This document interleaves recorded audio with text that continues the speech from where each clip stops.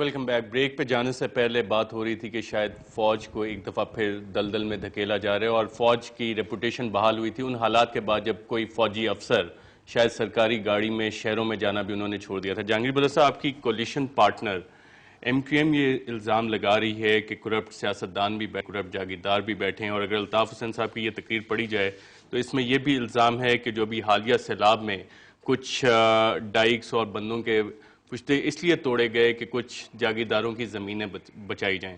کیا آپ سمجھتے ہیں یہ سنگین قسم کے الزامات ہیں, اور پیپلز پارٹی اپنے کولیشن پارٹنر کے ان الزامات کا جواب کس طرح سے دے گی؟ چیز یہ ہے کہ جہاں پر بھی حکومتیں بنتی ہیں, سنگین الزامات دنیا میں آتے ہیں تو وہ ان کا حل ڈھونڈتے ہیں, اس کی انویسٹیگیٹ کرتے ہیں. جو بندے لوگ اس کے ذمہ دار ہو ان کو اس کے لیے وہ پنش کرتے ہیں. اس کے لیے اس کا کوئی حل یہ تو نہیں ہے کہ پھر فوج کو بلا لیا جائے. یہ تو کسی جگہ بھی دنیا میں ایسا نہیں ہوا. یہ جو سوسائٹی ہے ان کو آرگنائز کرنا جو ہے یہ لیڈروں کی ذمہ داری ہے. پولیٹیکل پارٹی جو ہے یہ دنیا میں بنائی ہی اسی لیے گئی تھی کہ وہ عوام کی نمائندگی کرتے ہوئے جو نظام ہے اس میں ایسے آرڈرز قائم کریں جس میں کوئی آدمی جو ہے nobody should be above law, اور پھر اس پہ جس قسم کی ایسی چیزیں آئیں درمیان میں تو ان کو وہ حل کرے, اس کا حل دریافت کرے کہ کس جگہ کیا چاہیے, کس جگہ کیا چاہیے نہیں. 2 جگہ ان بندوں کے نام آئے ہیں, 5-7 جگہ جو چھپی ہوئی چیزیں ہیں وہ بھی باہر نکالی جائے. جہانگیر بدر صاحب, اتنا سنگین قسم کا ایک الزام اگر لگ رہا ہے, آپ کا کولیشن پارٹنر لگا رہا ہے, تو کیا آپ اس کولیشن کو ریکنسیڈر کریں گے کہ کولیشن چلنی چاہیے؟ ایکوزیشن دنیا میں قانون کی نظر میں کسی جگہ بھی جو ہے نا یہ ایک جو ایکوزیشن نہیں ہے, یہ کسی کو مجرم نہیں ٹھہراتا unless کہ پروف از given اور اس کو بھی اپرچونٹی دی جائے جس کے اوپر لگا ہے کہ وہ اپنی صفائی پیش کرے. اس طرح جو ہے الزامات کی یک طرفہ ٹریفک اور یک طرفہ انصاف, یہ تو ایک ماما جی کی عدالت ہی بن جائے گی. یہ تو پھر ملک نہیں رہے گا. ملک پہلے جو ہے اس وقت بالکل. وسیم اختر صاحب, ماما جی کی عدالت بن جائے گی, کیا آپ حکومت کا ساتھ چھوڑیں گے؟ اتنے سنگین الزامات آپ نے لگائے ہیں.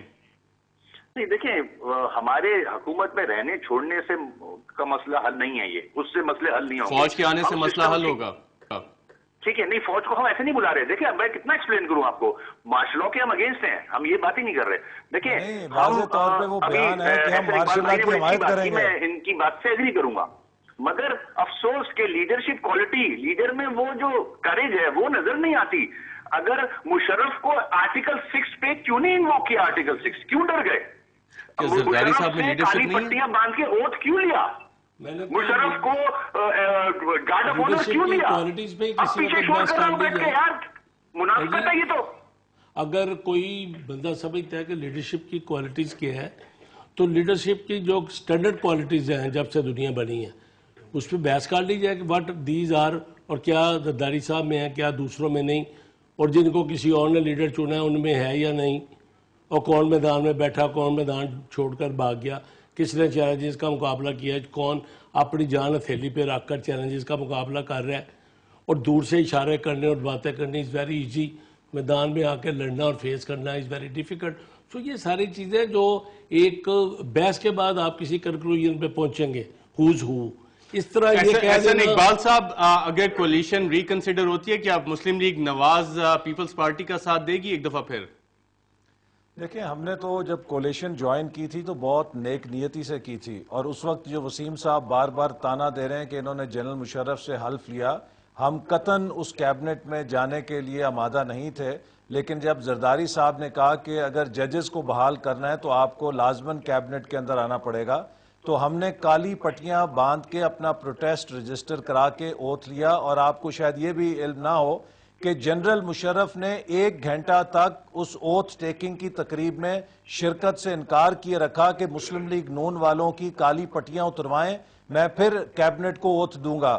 اور ہم نے انکار کیا, اور بالآخر وہ 1 گھنٹے کے بعد بادل ناخواستہ اوتھ لینے کے لیے آئے. اور ہم نے وہ اوتھ صرف ایک بٹر پل کے طور پہ اس لیے نگلا کہ ہم چاہتے تھے کہ پیپلز پارٹی کے ساتھ جو معاہدہ ہے اس کے تحت عدلیہ بحال ہو جائے, آزاد ججز واپس آ جائیں, اور جب وہ وعدہ پورا نہیں ہوا تو ہمیں باہر نکلنا پڑا. ایک ساری پالیسی ہے. حاجی عدیل صاحب, آپ کا ایک اتنا سینئر پولیٹیشین ہونے کے حوالے سے سیاست کو آپ نے اتنے قریب سے دیکھا ہے, کہ آپ کو کوئی مارشل لاء کی بازگشت سنائی دے رہی ہے؟